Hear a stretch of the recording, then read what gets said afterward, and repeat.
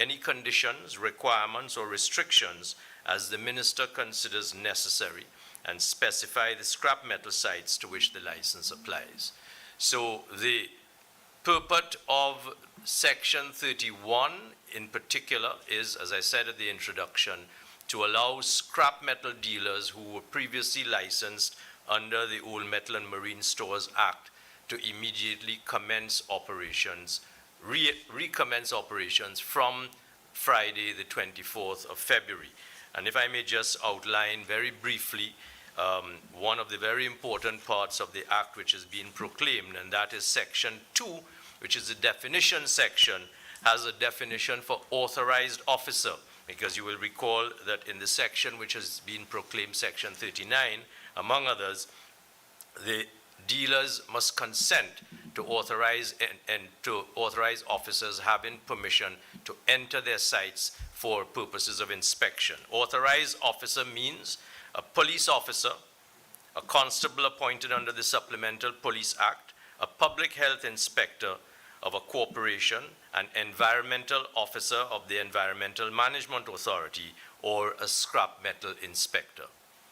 The Ministry of Trade and Industry and the Minister will be speaking in detail to the work, the rigorous work and regime that the Ministry of Trade and Industry has been building out over the past several months, is going to be and is in the process of training scrap metal inspectors for purposes of applying and enforcing this new legislation, so that during the transition period from the 24th of February to the 14th of April 2023, police officers who are among the listed officers known as authorized officers under the Act will be the persons out there, the authorized officers out there, enforcing and applying the provisions of this Act, whilst the Ministry of Trade continues to train the scrap metal inspectors. So that's one of the important points to be understood. Of course, another important point, which is already highlighted in the Section 39, which has been proclaimed, is that the dealers must consent to the entry of those police officers as an authorized officer onto their sites from the 24th of February, when they apply to the minister for the licenses to continue to operate, or the deemed licenses to continue to operate.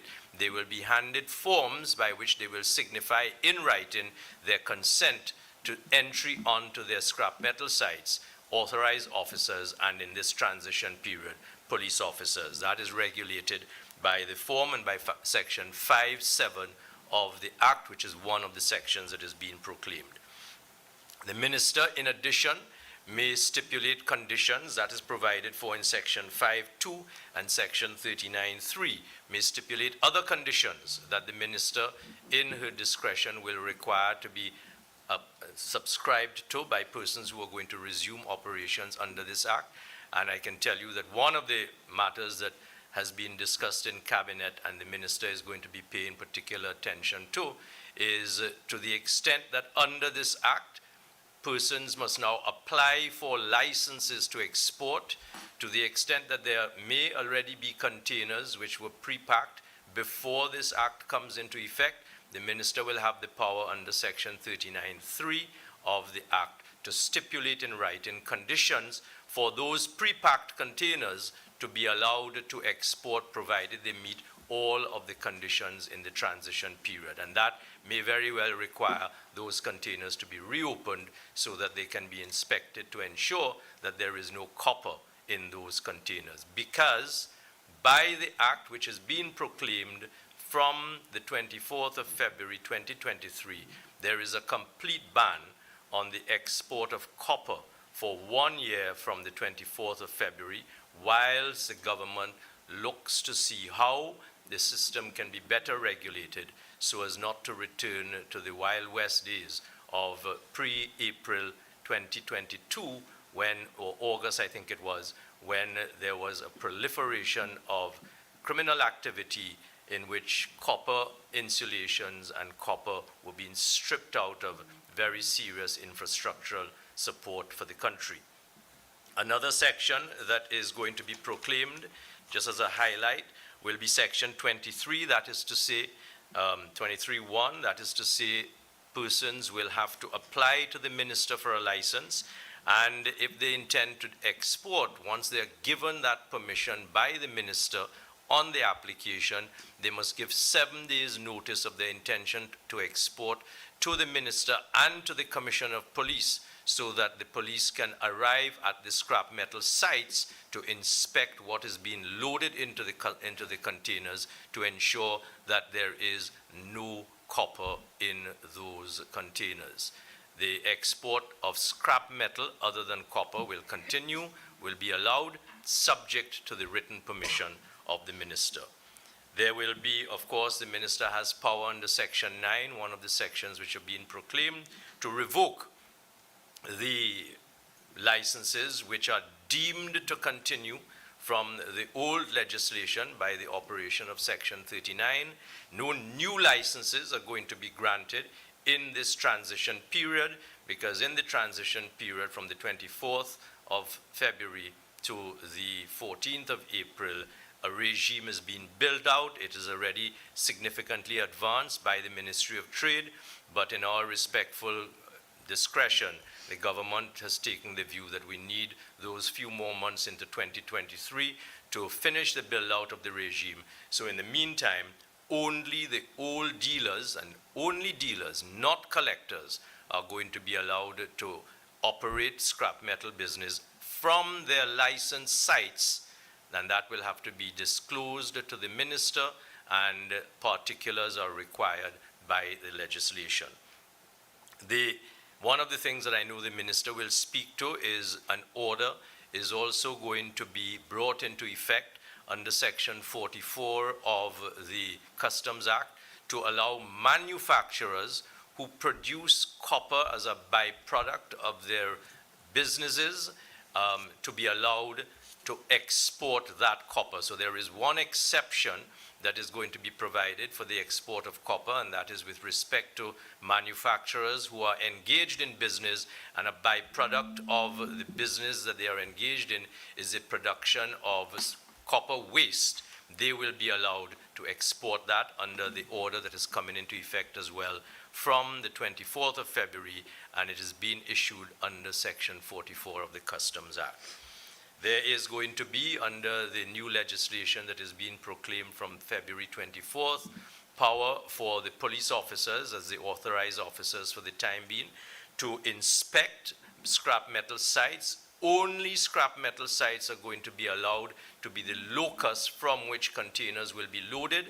Police will be present to inspect, and in the course of their discharge of their duties as police under this act, they are authorized to use reasonable force if they consider it necessary. They are authorized to stop and search persons if they have reasonable cause to believe that anything unlawful under the new legislation is taking place. So in a nutshell, that's the scheme of the legislation that is going to be built out from the 24th of February for that transition period. The government will be looking to, as appropriate, at the 14th of April, to proclaim in its discretion, once it is satisfied that everything is in place, the rest of the act to allow the entire scrap metal business to resume, including collectors as well as dealers.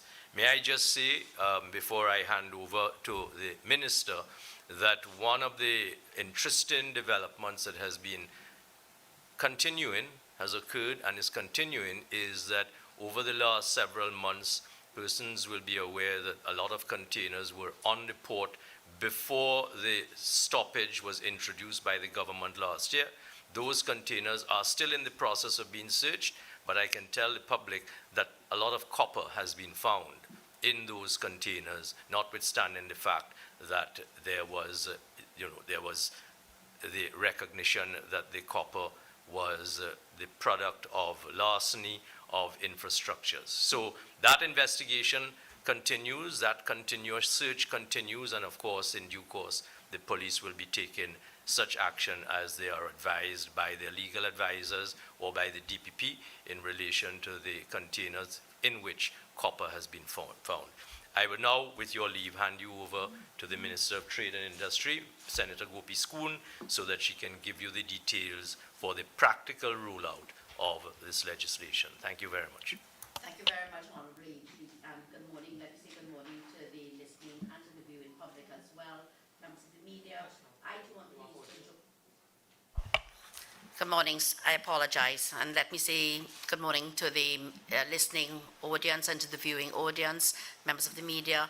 I too am pleased to join the Honourable AG to announce a partial proclamation of the Scrap Metal Act 2022 and, of course, the lifting of the Prohibition Order 2022, which was in place in respect of the ban on the exportation of scrap metal.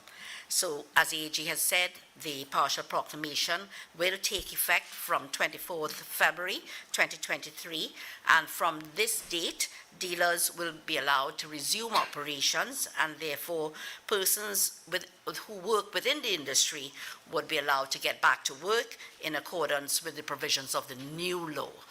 Not the old one, the new law.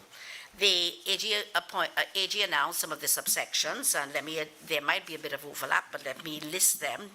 The sections which are to be proclaimed would include the licensing of scrap dealers, the power of the minister to grant and revoke licenses, the conduct of business by a scrap metal dealer, including the keeping of records, most important, and the retention of scrap metal, the export of scrap metal, the inspections of premises and persons, offences, and miscellaneous matters such as the right of appeal and the transitional provisions referred to by the Honourable AG.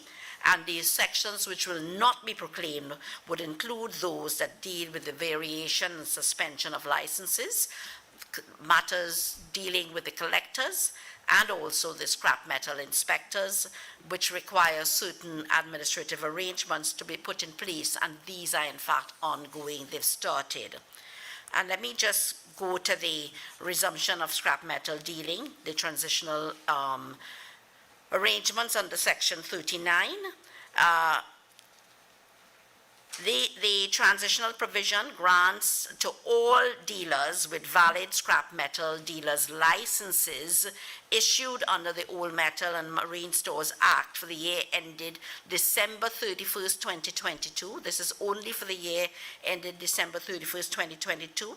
They would now be valid until April 14th, 2023, and therefore would be subject to the proclaimed provisions of the Scrap Metal Act. And again, let me re-emphasize that there would be no new licenses granted during the transitional period.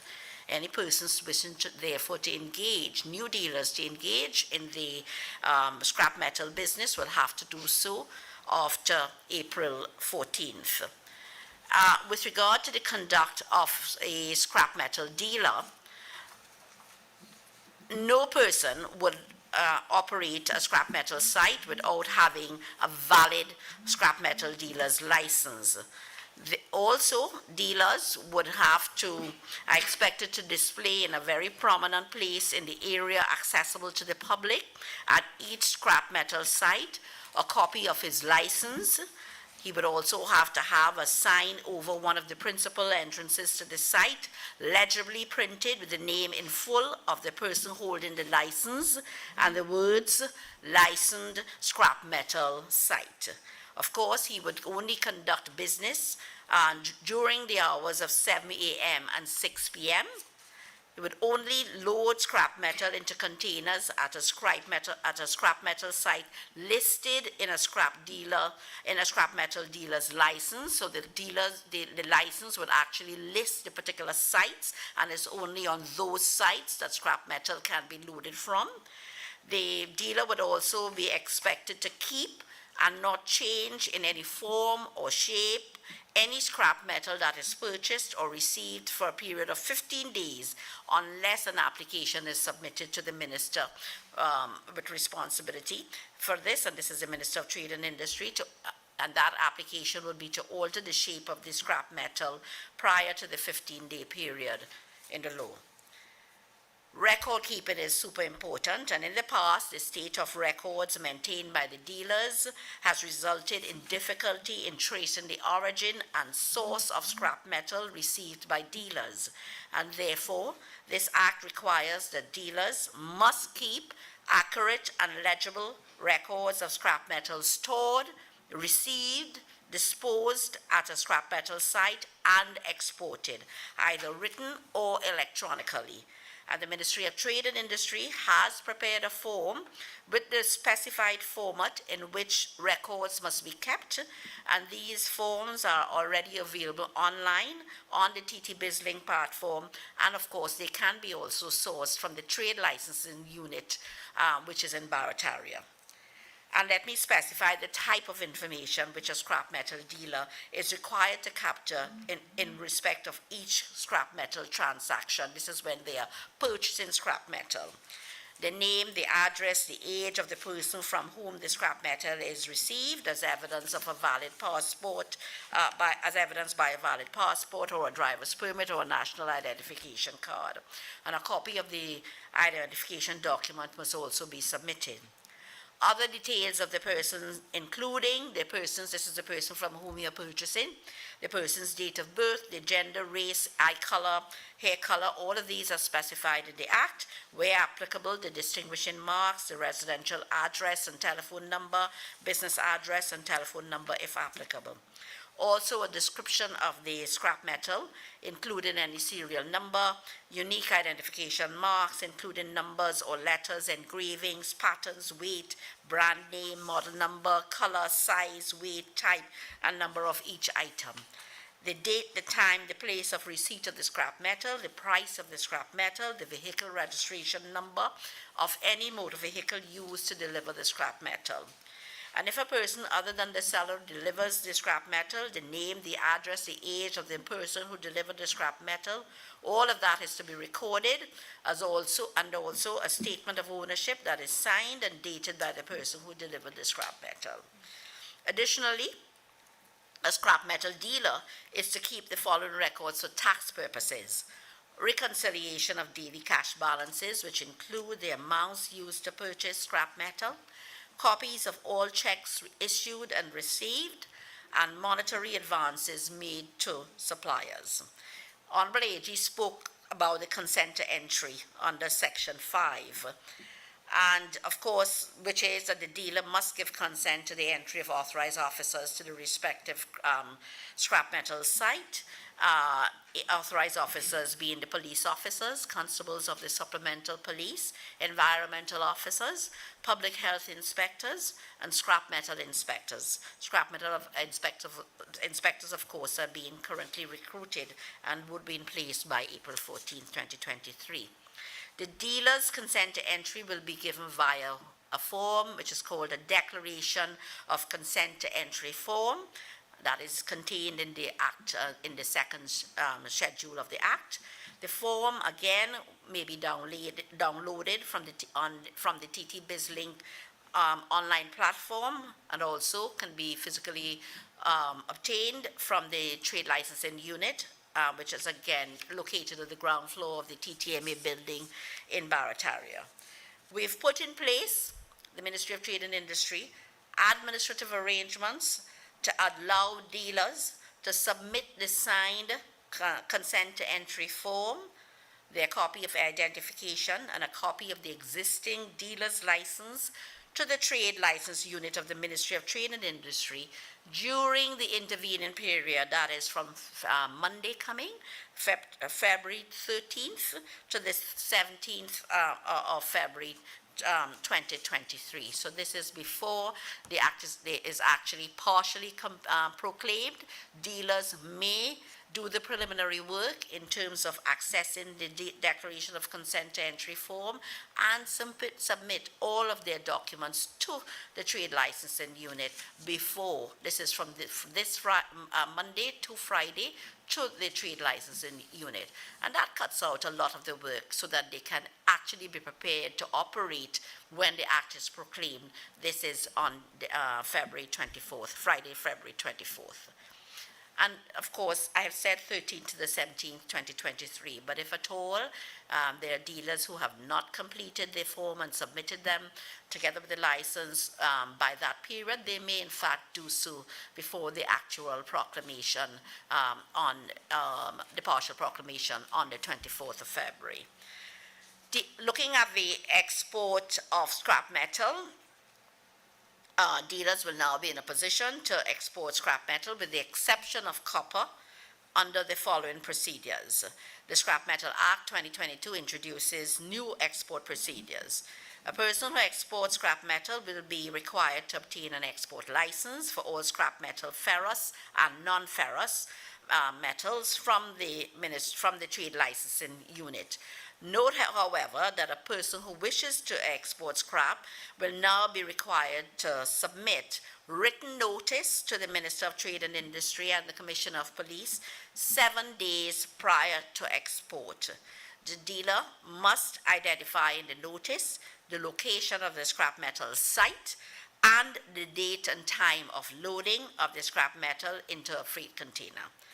The Ministry of Trade and Industry provides notice, another form, a notice of intention to load scrap metal for export form, which is available again at the TLU office or may be downloaded from the TT BizLink platform.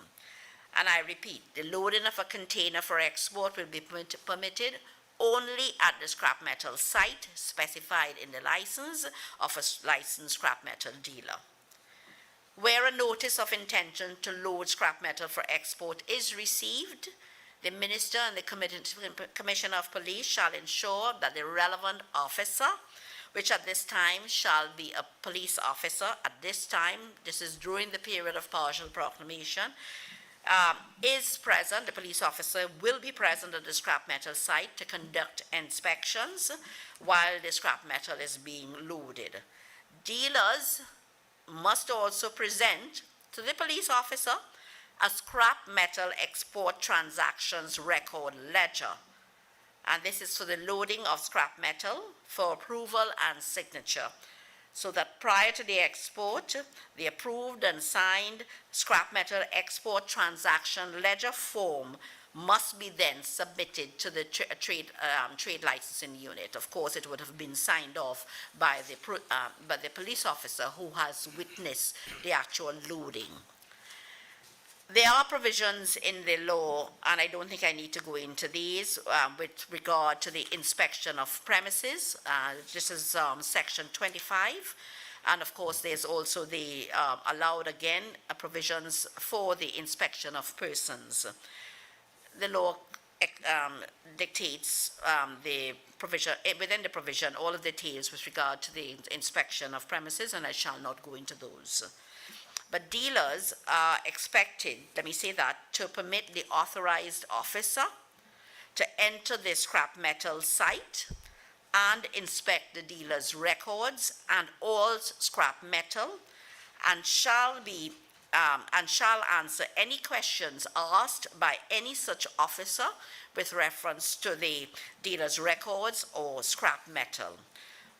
With regard to the inspection of the person, under the Act, a police officer may stop and search any person he reasonably suspects to be in possession of any scrap metal that he is not the lawful owner of or entitled to possess. So that's the police officer may stop and search in that respect.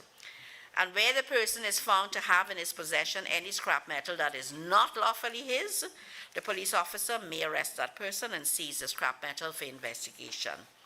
Police officers may also arrest a dealer who fails to produce for inspection any records that are to be kept under this act, and to seize any scrap metal in relation to those records. Section 34 deals very clearly with offenses and penalties, and this new act, of course, increases, and it's important that dealers understand this.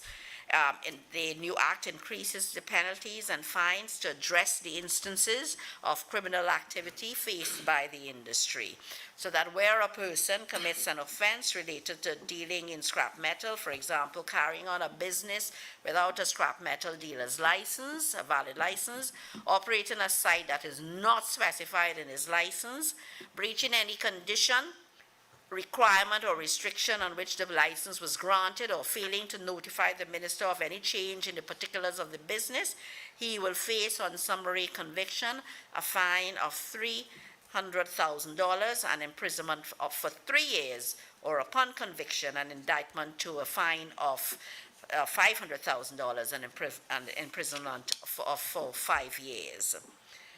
The Ministry of Trade and Industry will work together with the Trinidad and Tobago Police Service to adopt a zero-tolerance approach to any criminal activity in the industry, and it will be the responsibility, as the Honourable AG has said, of the Trinidad and Tobago Police Service to enforce the Act.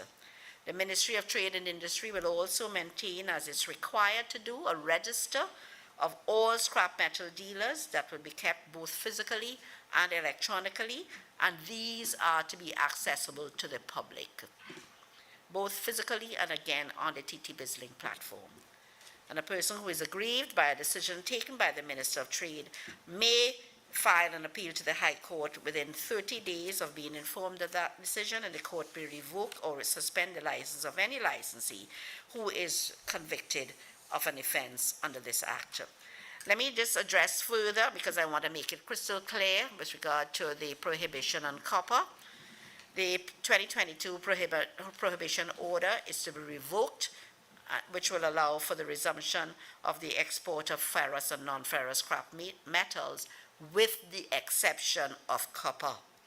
The definition of scrap metal in the Scrap Metal Act 2022 does not include copper as a scrap metal, and therefore no person is allowed to deal in copper except particular manufacturers. Right? So that according to the new order entitled the Prohibition, Carriage, Coastwise, Importation and Exportation Amendment Order 2023, the exportation of copper is prohibited except by manufacturers licensed by the Minister with responsibility for trade to export old metal. This is how the prohibition order will actually read, to export old metal as a byproduct of manufacturing goods or as a surplus materials not required for manufacturing them, and B, manufacturers licensed by the Minister with responsibility for trade to export copper as a byproduct of manufacturing articles or as surplus materials not required for manufacturing them. This order contains the specific conditions which must be adhered to by the particular manufacturers. So concomitantly, the government will place a 1-year ban on the exportation of copper. The export of copper will only be permitted by manufacturers licensed by the Minister of Trade and Industry to export copper as a byproduct of manufacturing articles or as surplus materials not required for manufacturing them. Let me say that to facilitate the resumption of operations within the industry, the Ministry of Trade and Industry has established an interim quasi-unit under the Trade Licensing Unit to carry out all of the administrative requirements during the transitional period. So this quasi-unit, comprising 5 persons, and we think this is adequate, will provide and receive the consent to entry form that I spoke of, which is in the second schedule. The quasi-unit would also provide the application for shipment or alteration of scrap metal form, also process applications for export licenses. They will also receive the 7-day written notice for intention to load scrap metal for export, and they will also receive reports from authorized officers of any non-compliance by dealers. This quasi-unit will be in place until the Ministry of Trade and Industry commissions a scrap metal unit, which will have responsibility for the management of the Act and the regulation of the industry. This scrap metal unit is expected to be functional by mid-April 2023, in time for the full proclamation of the Act. The SME unit, when put in place, would house the scrap metal inspectors, and of course I don't think I need to go into all of their duties. At a later stage we will hold another media conference which will speak to the actual scrap metal unit and the inspectors which would be in place then. As we try to ensure a secure environment and a transparent industry, this new legislation will also place some responsibility on the public. Members of the public will be required to provide basic information to their dealers and collectors when selling their old and obsolete metal and metal equipment. Additionally, the Act allows members of the public reasonable opportunity to view scrap metal before it is loaded for export. So scrap metal will be held on a site for 5 days for public viewing. Scrap metal dealers should note that this can be done concurrent with the 7-day period for which the notice to load scrap metals for export is given. So it can be done within the 7-day period. And should a person wish to view any scrap metal, he or she is to inform the dealer via written notice, and the dealer shall afford an opportunity to view the scrap metal before loading for export. Let me just say as I conclude that the government remains committed to the sustainability of the scrap metal industry, and we anticipate a seamless transition into this new regime, which would create a facilitating and an enabling environment for these businesses to thrive.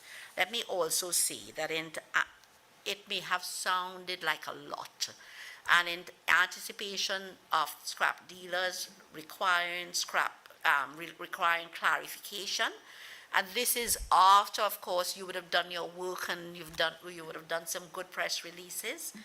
We will, in fact, on this Sunday and the following Wednesday, in all 3 newspapers, put out details of the expectation of dealers and listing all of the requirements to deal in scrap metal, all of the guidelines for scrap metal operations and the retention of scrap metal. These would be in the newspapers on, as I said before, on Sunday and next Wednesday, so that there can be no escape in terms of not having knowledge of what these requirements are. So all of the record-keeping details would be there, all of the requirements for exporting scrap metal as well, the inspection of premises, the inspection of persons, all of these would be listed in the newspapers on this coming Sunday and next week, Wednesday. Yeah? I think I've given all the necessary details on the Thank you very much, the Minister. And just to emphasize one point that the Minister made with reference to Section 34 of the Act, which deals with the offences. It consists of 20 subsections with the offences and imprisonment ranging from 200,000. Sorry, apologies.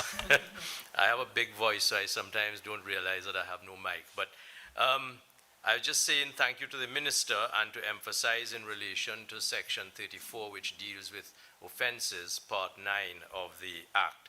It has 20 subsections with a wide range of offences, ranging from the low end of a fine of $250,000 and imprisonment for 1 year to the upper end, the Minister has pointed out, $500,000 and imprisonment for 3 years.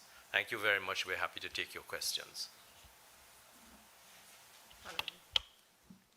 Good morning, Renessa Cutting, TV6 News.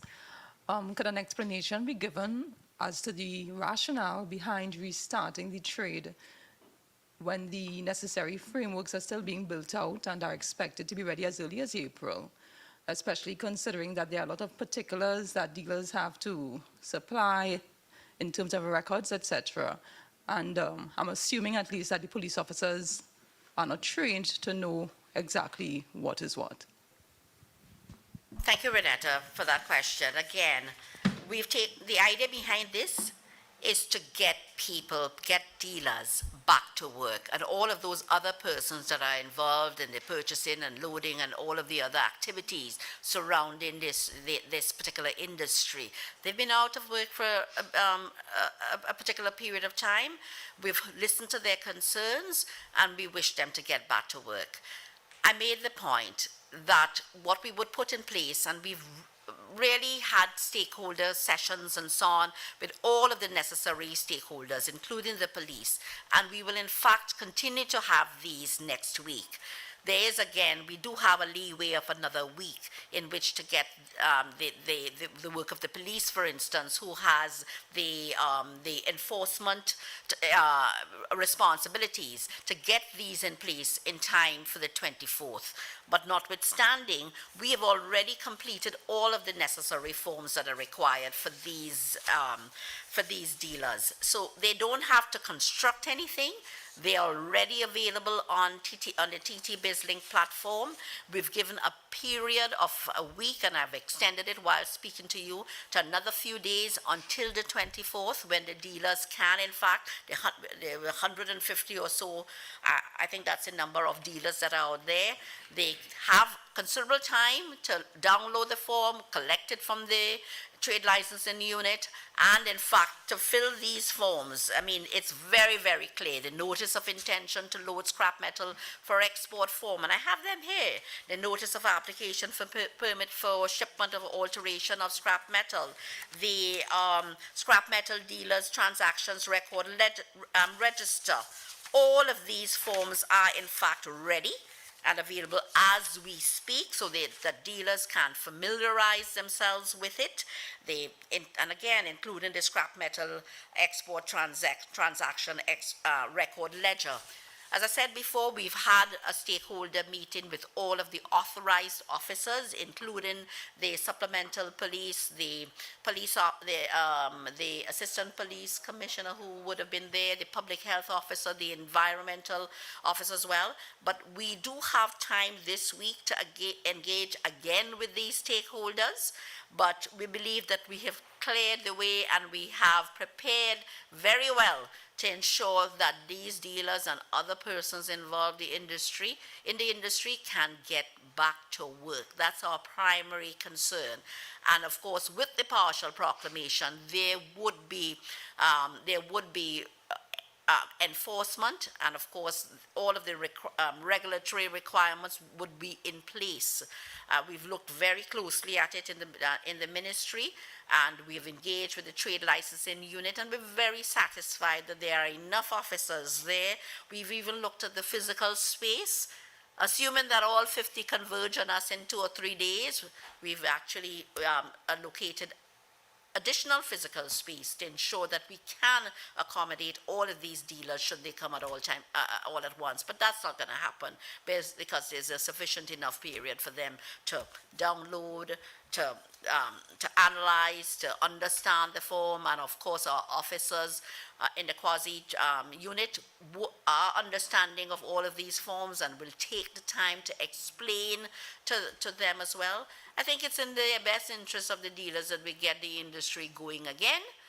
And of course, when we have fully proclaimed and we have the inspectors in place and the actual unit, we can then get off to full, and of course by that time too, we would have the regulations completed. Full work is being done between the Ministry of Trade and Industry and the CPC at this time, and the full regulations are well on the way and would be in place by April 14th for the full proclamation of this act. But it's about the people getting back to work. Good morning, Chancellor. I'm with the Newsday. Minister, I think you said there are 150 dealers thereabout Yeah, identified. it's about that. How many loading sites have you all identified so far? But we are not the ones to identify the loading sites. You have to remember that the existing license, which they would have had for the year ended 2022, will already have loading sites listed on them. And those would have been issued by the Magistrates Court, which had the jurisdiction and the authority to do that. So those specific loading sites would be already listed on the dealer's license. When they come to register, we will be taking up those. They would come with the existing dealer's license, and we will be taking off those from the actual license which they are required to bring in. Okay. You made mention of keeping strict records, some of them being from the people selling the scrap iron dealers, Yes. the scrap iron.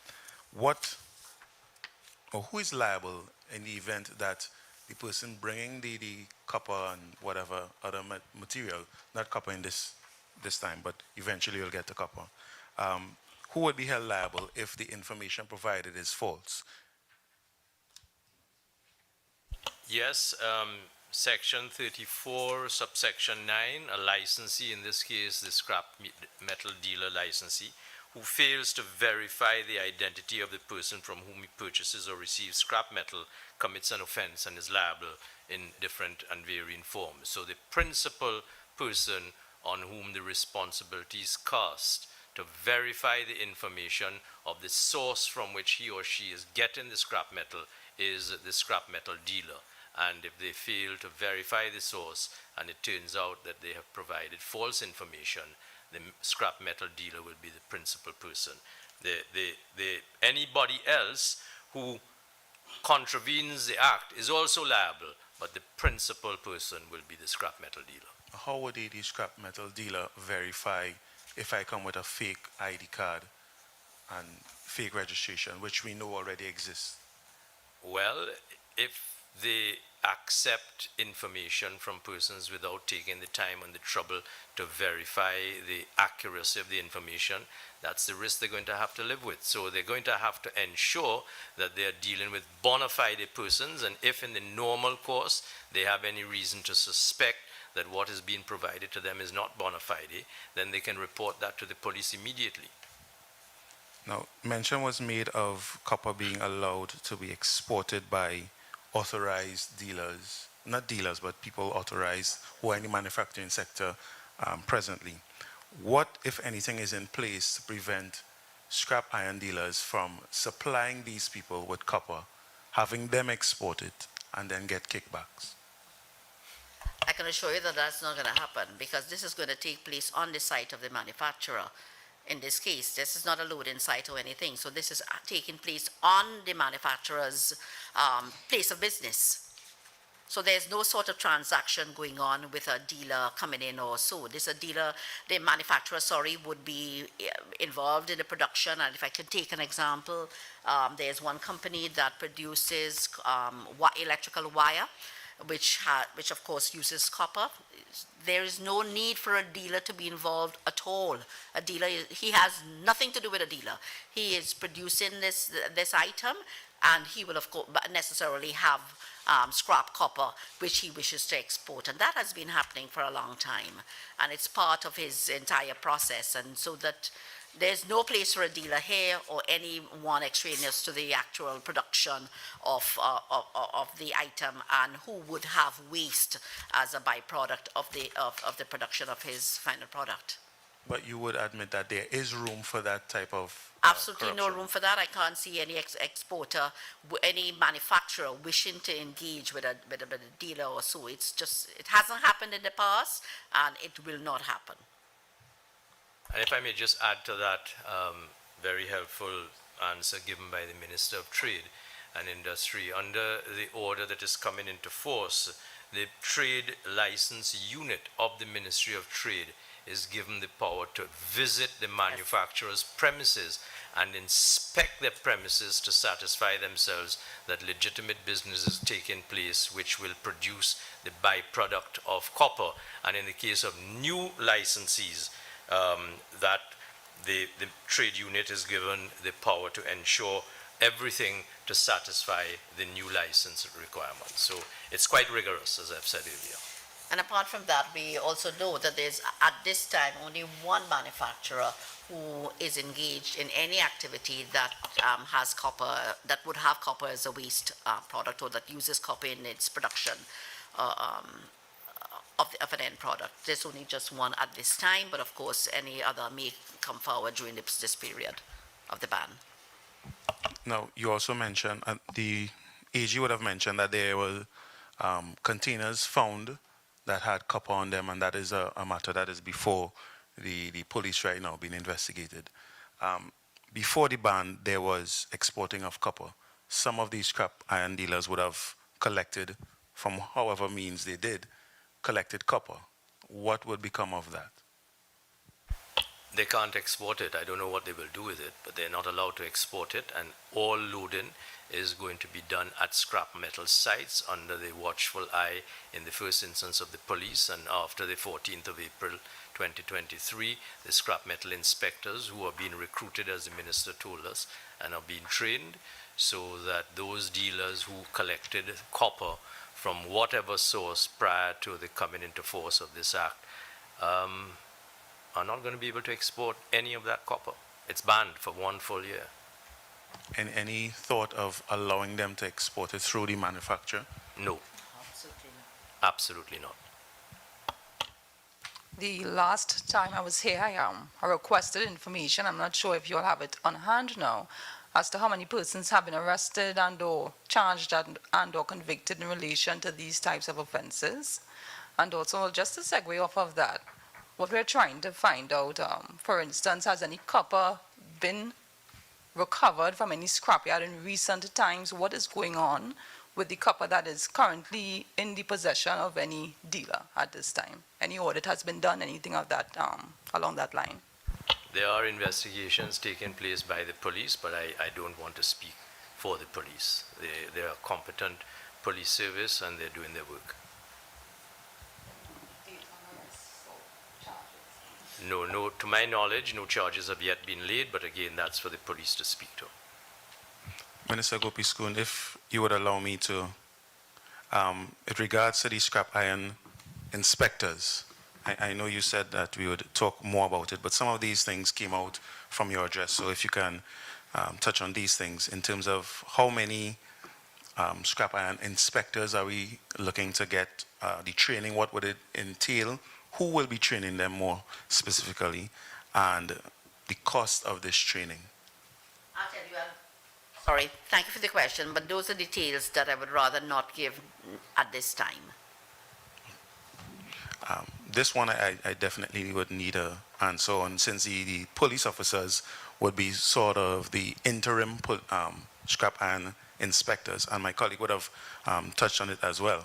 In terms of their training, since we're going to get inspectors coming soon, what type of, if any at all, training would these officers have to qualify them for any type of inspection?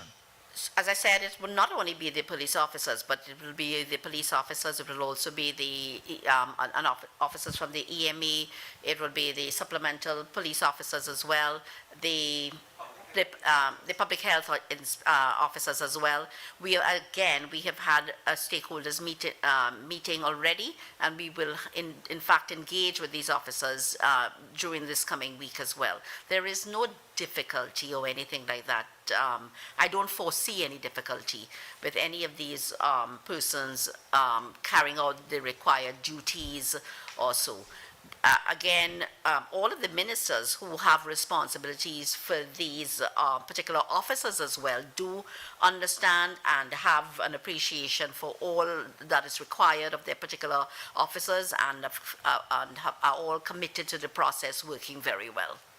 Then why the need for scrap iron inspectors if these people would be able to function in that capacity?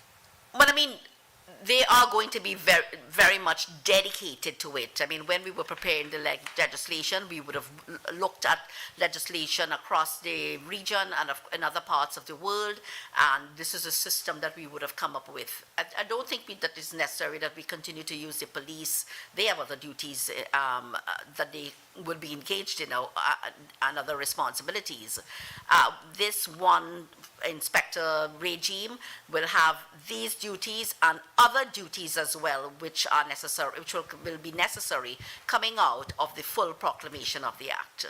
And they would be dedicated, but I anticipate there could be perhaps 6 to 8 officers. That's what I'm thinking, 6 to 8 officers. And under this new legislation, what are the provisions for the persons who actually go out and drive around, the van men, as they call them, who actually go out driving around to collect the scrap metal, because these persons are not usually licensed in the first instance? But if you go back to the actual legislation, it speaks to collectors and not dealers alone. So the law deals with collectors, and they too would also be required to have a collector's license. And of course, the law deals with all of their responsibilities, etc. But that will be built out during the period before April 14th. And of course, further details would be captured in the regulations, which are now being prepared. Do they have to pay for these licenses, or are these things free? Yes, they would have to pay for their license. Just to emphasize the point that in the transition, please, Minister, if I may just jump in on this, in the transition period from the 24th of February to the 14th of April, no scrap metal collectors' licenses are being issued. Only the dealers who previously had licenses under the legislation which has been repealed are the ones who are going to be allowed to resume business. But scrap metal collectors and dealers will be entitled to apply for licenses when the full legislation proclamation comes into effect after April 14th, 2023. AG, or Minister Gopee-Scoon, from the time of the ban till now, have you all identified any scrap iron dealer who is criminally inclined and therefore may not have his license renewed? And if so, how many? May I say that I'd rather not answer that question because I would not want to prejudice or compromise any ongoing investigations and prosecutions which may result from those. So I'd rather not go into those details now. Thank you. Minister, could we have some insight into the costs of the licenses?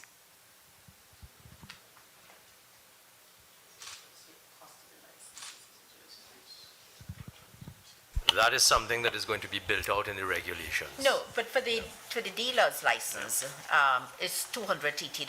Yeah.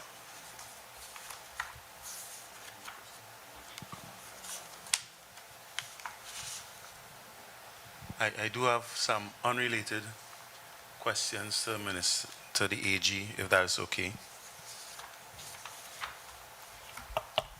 Sorry, Mr. Fox, sorry. I have some unrelated questions for you. Unrelated to scrap metal? Yes. Just Well, two or three. I'm happy to hear the questions. Whether I will answer them or not, I would reserve that option, given that this media conference is to update the public and the media on the proclamation of the Scrap Metal Act. Well, we could do two stories. The original set of questions, I understand there'll be a press conference tomorrow, so I'll leave that for then. But coming in, I saw the sign at the door about the dress code, and that again is rearing its head. Last year, January, Minister West would have mentioned that the government would have to meet and make a decision on dress code for public places after the THA more or less scrapped the dress code policy. Since then, has the government met, discussed, chatted anything about dress code for government buildings? I'm happy to get support from the Minister of Trade if she's able to help me answer that question, but that is not something that I am aware I'm in a position to answer at this time. Any ideas? Oh, I could only say that the Minister of Public Administration is reviewing. any ideas of how soon this review would be completed? No details. Any ideas of why it took Tobago such a short period and Trinidad such a lengthy period to deal with this issue that is not in law but merely policy? Would you consider those questions to be sprung by surprise and therefore potentially a little unfair, Mr. Fox? No, I'm but sorry. I mean, I don't, one of the things about me, Mr. Fox, which I think you by now would appreciate is I like to deal with facts, and I like to deal with facts about which I'm confident. I don't speculate. So I'd rather not answer a question which will lend to speculation. Certainly I'm on notice now that it is a matter that you are concerned about. I will make all the relevant inquiries, so the next time you spring it on me, I will be better prepared to answer. tomorrow. What directors of the Minister would respond to? or to direct it to the minister with responsibility for that. Yes, indeed.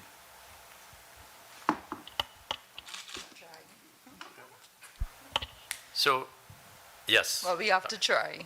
Oh, no, that, absolutely. You have your job to do. Of course. Yes. Where it concerns the previously missing file which resurfaced. Now, there's a lot of concern about that in the public domain because it obviously appears very suspect. What can you tell the people in the interim? Because while we know there is an investigation ongoing, surely something could be said to the people so that they continue to have faith in our institutions. What I can say to the people is what I said on the press conference that I had last week, Wednesday, and that is that I completely understand the grave concern, I use the word outrage, and I would use it again, that the public must experience at this development. An investigator, 2 investigators have been appointed. The matter is under investigation, and it would be entirely inappropriate for me to speak to or comment on an ongoing investigation. I will leave it to the investigators to ascertain what took place, and in due course they will update the population. And how do you currently feel? How do you currently feel about the integrity of your office? I would rather not comment on that until the investigation is complete and I know the facts. Will you be present at tomorrow's media briefing? No, it's entirely up to Justice John. I'm not going to be present. That's entirely up to him. Thank you all very much, ladies and gentlemen. I hope we've given you a reasonably comprehensive update on a matter that the public has been concerned to understand. And thank you very much for coming to this media briefing so that we could update on the Scrap Metal Act. Mr. Fox, you wanted to ask another question? Based on the inspectors, I know we're supposed to get an update. How soon would that media briefing be? On the inspectors?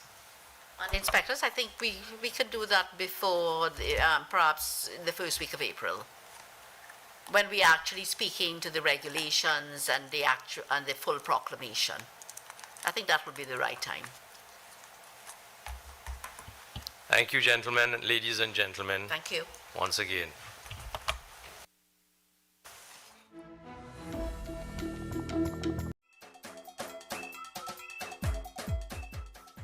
The winning numbers in the National Lottery online draws for Friday, 10th February 2023 at 10:30 a.m.